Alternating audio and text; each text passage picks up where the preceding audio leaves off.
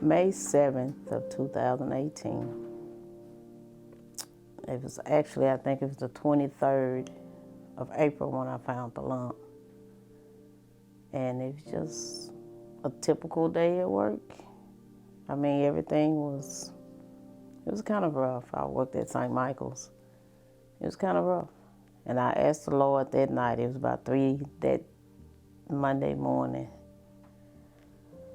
I said, Lord, if you could just take me off this floor for just a little while, I won't complain. Didn't know when I got home about 7:45, I would find a lump. Hadn't had no issues, no nothing. And it was like no, this can't be. So I lay down on the bed and I asked my baby girl if she would come and, and she said, Mama, I can see it. So I'm like, okay. So I called my mom. I was kind of like, by this time I done got scared because I'm like, this cannot be, And first thing she said, well, baby, call the doctor, call the clinic or whatever. And when I got there, she was like, well, we're going to send you to the imaging center. So I had to do a diagnostic ultrasound, mammogram, and then they was like, we're going to do the biopsy today if that's okay. And I asked my mom and my daughter, I'm like, y'all okay with that? They were like, Mama, we're here. So they did the biopsy and everything. They said, well, your results will be back Monday, which was the 7th. And all that week, I just kind of like, Lord, this can't be, because all 2000, early part of the year, I had lost quite a few people to cancer. One of my good friends that I worked with at St. Michael's, she was diagnosed in April, and when I went to get my results, I was like, I can't do this. My mom and my daughter, they were like late because they, got the time mixed up. And once I got there, I had told the Lord, I said, I'm not going in this office by myself. There's no way, And I could hear the Lord just like I'm talking to you. He said, I'll never leave you and I'll never forsake you. When I got there, they took me on in the back, and the first thing the doctor said when she walked in, she said, we're going to have to send you to a surgeon. I'm like, for what?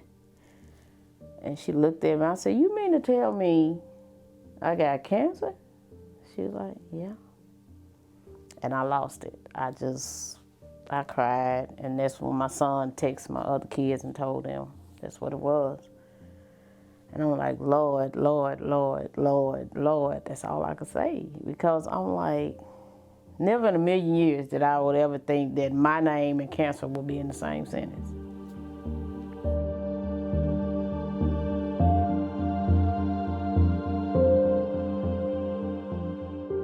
Once I went to see Dr. Booker, when he walked in, before that I had asked the Lord, I said, I know, okay, I got cancer.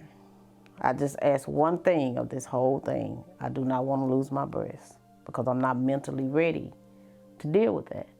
And I had talked to a lot of women, and all of them would say, just let them do it. I'm not ready for that. And when I got in there, the first thing he said, I got good news and bad news. He said, the good news is you don't have to lose your breast. And I said, ooh, thank you, Jesus. That's all I heard. And then he was like, well, you do have cancer. I'm like, okay. He said, well, we can go on and get you in surgery. I said, no, not right now. Because my baby boy was graduating high school on the 21st. And I said, I want to go to his graduation. So he graduated that Sunday. I had surgery that Monday. And it was okay. That wasn't the worst thing. I was nervous the whole time. The first treatment, it was fine. Everything, I slept all the time. And I had told my children, I said, don't let me sleep my life away. I said, every 2 to 3 hours, wake me up and make me eat something. Because the lady had told me that it would take my appetite and you're not going to want to do this. And okay. Everything tasted like paper. And I see how that helped me to understand why people don't eat when you're going through treatment, because the chemo take it. You know, I went to this support thing that they did at St. Michael's before, you know, you start your treatments and stuff. And they was like, I could lose my teeth and all of that. And first thing come to my mind, I'm crying because I'm like, I got to go through this. I'm finna lose my teeth. I'm going to lose my hair. Like, I'm going to die with this. The second treatment, it was okay. That's when I realized, I started seeing my hair around the front. It was kind of thin, but I didn't think nothing of it. Because I met a lady, she didn't lose her hair when she took chemo. I'm like, okay, maybe I'll be the lucky one. Before my third treatment, I was completely bald. And I was getting ready for church one Sunday morning, that Sunday, and I was brushing my hair and it came out like right there. And I screamed. I lost it. I locked myself in the bathroom. And my baby girl was like, Mama, what is it? What is it? And she said, your hair? I said, yeah. And then I called one of my oldest daughters. And she said, Mama, it's just hair. It'll grow back. And in my mind, I'm like, you still got all of your hair. Mine is coming out. You know, 30 days, I had 30 rounds of radiation. The whole month of February and one day in March. My last 4 treatments of chemo was the worst, the Paxil. That's the worst chemo drug you can possibly take, because they told me I had the most aggressive form of breast cancer. I would say I would rather have a toothache 365 days.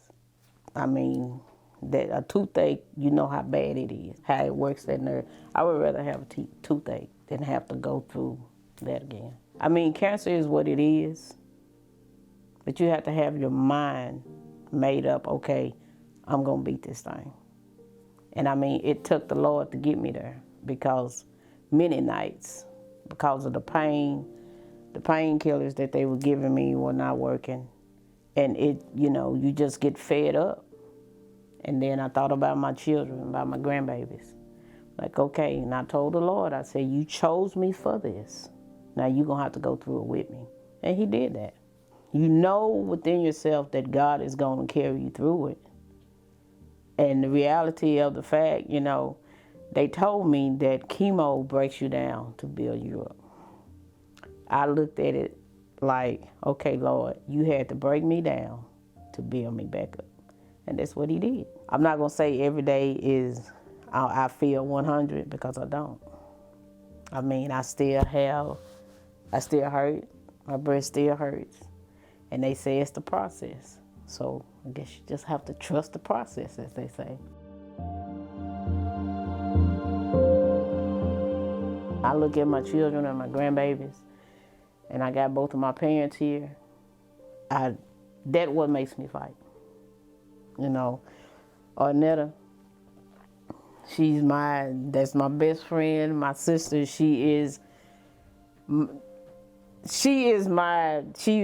don't know, I don't have another word. She's my rock. She's my pillow. And she sings a song, God is able to do all the abundantly.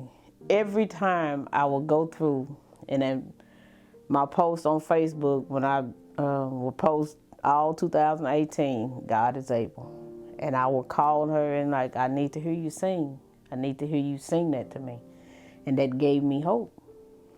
And now I have a shirt that says, Jesus suffered so we could survive. And on the back of my shirt, it said, me and Jesus, we still winning. And that's my quote. Me and Jesus, we winning this thing. And anything negative, I dismissed it. Because all negativity, it would keep you there. And the thing that the lady, the counselor there at the hospital, at the cancer center, she would say, if you're down, it's okay to be there, but don't stay there. Get up. And I got that in my mind and my heart and my spirit. Every time I would have a bad day, okay, it's okay. If you feel bad today, it's okay. But get up. I would get up. If I didn't do anything but go outside, I made myself move, because it's like you're in a world by yourself. You know, people can say all day, I'm praying for you, I'm here if you need me. But when you lay down at night, you're the one that's having to deal with it. You have compassion on me, simple fact, you know, because of what you read, maybe because of a friend of yours, maybe, I don't know. But you know, you saw the symptoms. Before as you feeling them, you can only say, okay, I'm gonna pray that God give you what you need to go through this battle. But I'm right here.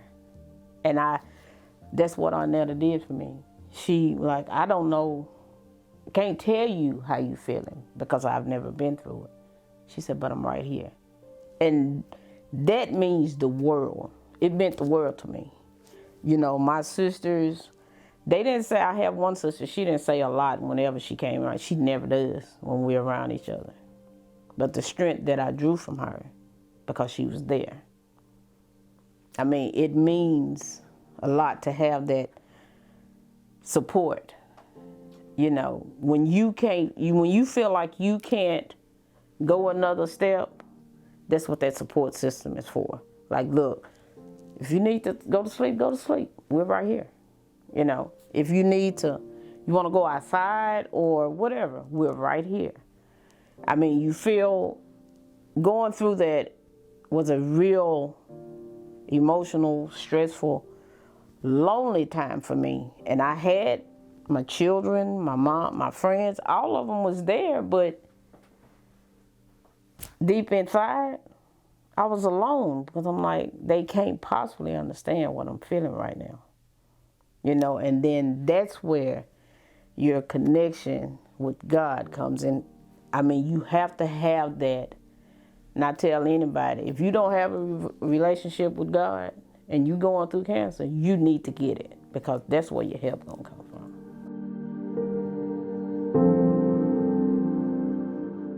My friend passed away. Everybody at the hospital that knew me, they called, are you okay? Are you okay? This and that. And I'm like, what's going on? And that's when they told me that she passed. And that alone took me down, because, matter of fact, I had treatment that day. And I had just like talked to her the day before, you know, and she was like, keep fighting. And I'm like, you do the same now. We in this thing together. She like, I'm going to do it. And when they called me and told me she was gone, I lost it. And I'm like, and then that's when I laid down to go to sleep, that's when the devil got hope. You're next, you're next. And I called my dad a lot. I just need you to pray for me. I just need you to pray, because my mind, I mean, your mind, if you don't have a strong one, that there alone will take you out of here.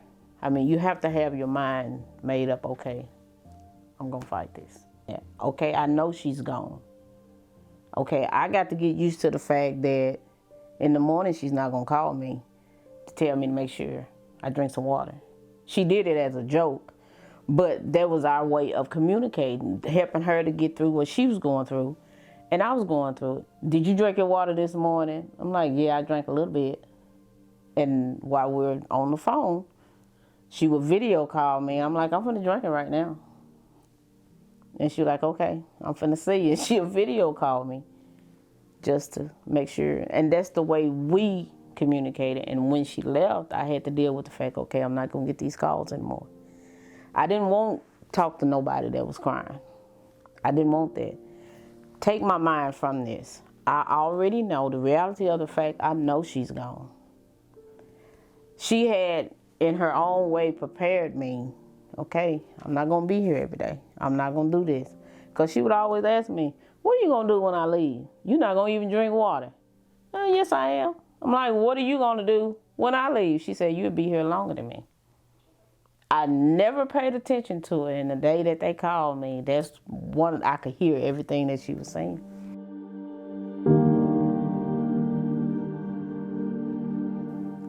To me, I'm better. I see things I have a whole lot more compassion. I've always been a person that cares if you're in pain, I want to fix your pain. I mean, but you look at life a whole different way. Everything matters. I mean, I've never been a person that stayed in drama and stuff like that. But you love on the people that you have in your life because in a second, they can be gone. I mean to enjoy my life and stop living my life for people. And I'm at that point now. Anybody that knows me and Arnetta, I'm closer to her than I am anybody. I have lived my life for everybody else. If they didn't like something about me, I would change it. If they were unhappy with, something I had on, I changed it for them. I mean, it was always about other people. But the lesson that I've learned throughout of all of that, number one, is to give God praise for the life that He gives us. Every day, thank Him for life. Because, cancer has a bad reputation sometimes, as they say. But in this case, like my shirt says, cancer mess with the wrong girl. I mean, clearly, it has this reputation, and a lot of people say they lost their battle to cancer. They didn't lose. I look at it like this. The Lord said, my baby done suffered enough. You coming home with me.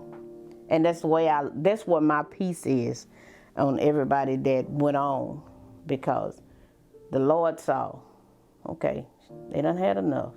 And we all know that this flesh got to go anyway. The Bible tells us that. And that's the way I look at it. That's what gets me through. When I'm missing them, I know they with the Lord. Because,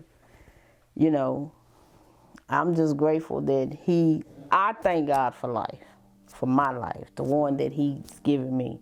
That's why a lot of times, if you come down to that shop, I'm cutting up down there. And before 2018, you wouldn't have saw not one picture of me on Facebook. You would not. I just didn't. And once I got the boldness to go outside without my rag on my head, and it happened so funny because I went to the post office, and whenever I would get in the car, I would take my rag off because that's my safe place and couldn't nobody see in my car. But this particular day, I jumped out. Matter of fact, I had this shirt on, jumped out and got to the top of the steps, and I said, oh my God. And I looked in the door, I said, no. And it was this elderly guy. He was like, oh my God, you're so beautiful. I'm like, are you looking at me? He said, own it. He said, if God has brought you this far, he said, just smile and keep going.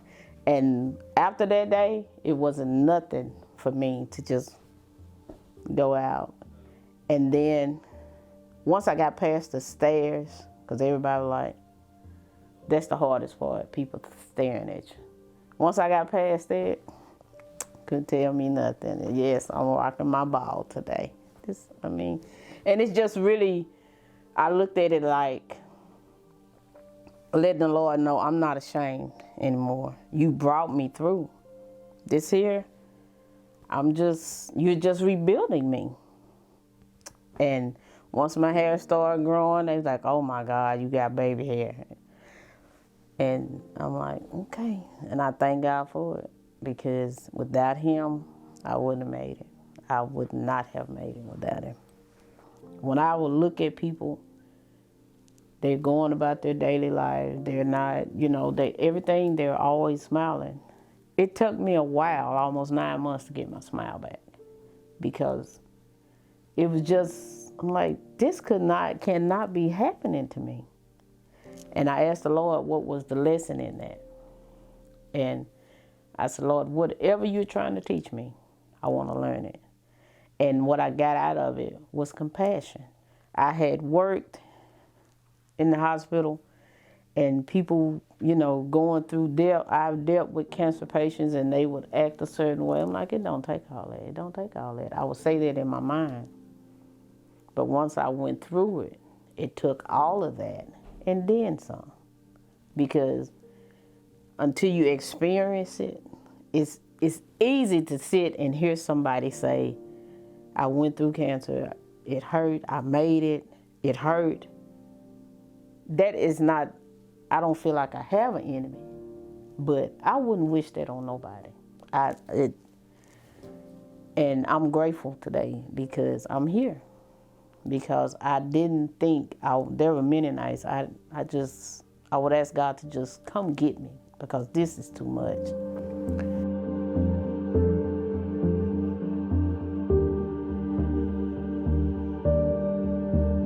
Go get your girls checked. If you don't know how to do it, they got people with letters behind their name that know how to do it. And just, if you don't do it, don't know how to do it, go let the ones that get paid to do it. Go get your girls checked. I tell, even with my girls, like, go, you finna be 30. Go get all of that checked. Go, it's nothing wrong with it. Go get your girls checked. I'm like, and that's why I asked Lord, I don't want to be without mine. They've been rocking with me for a long time. And part of my therapy is taking pictures of myself and my t-shirts. I look anything that has anything positive about cancer on it, I'm about gonna get it. Yeah. Said cancer messed with the wrong girl. So, and I got another one that says cancer messed with the wrong chicken. It's got a Tweety bird at the bottom of it, kicking. And I have one that, my very first one said, cancer is big, but my God is bigger. So, and it's just really about keeping a positive attitude. Get a close relationship with God. Whether it's cancer, no matter what it is. Get a relationship with God and keep it. It's easier to go through things when you got Him right there. I've lost a lot of things in my life, a lot of things. But one thing I will not lose is this battle with cancer. Me and Jesus winning this thing.